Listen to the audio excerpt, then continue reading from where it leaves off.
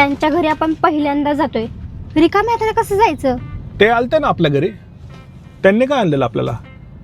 त्यांनी श्रीखंड आणलेला आणि जाताना याला 5 रुपये दिलते. 5 रुपये? आपने क्या क्या इतने सारे धनराशि का? एक काम करा, सिंहगड रोडला घ्या, तिथं श्रीखंड स्टुडिओ आहे, आपण तिथून श्रीखंड घेऊ. विद्रोही पुणेकर पाहुण्यांना श्रीखंडाच्या बदल्यात श्रीखंड द्यायला पोचले श्रीखंड स्टुडिओ मध्ये, जिथे 36 प्रकारचे श्रीखंड मला पाहून म्हटले, निर्लज्ज, तू फिर आ गया.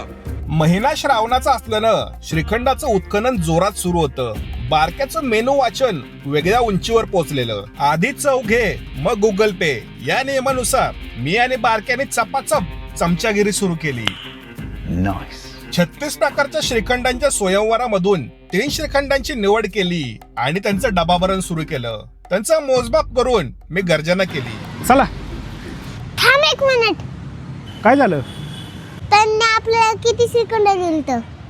त्यांनी पावशेर दिलतं. आपण पण पावशेर देऊ, बाकीचं दे माझ्याकडे.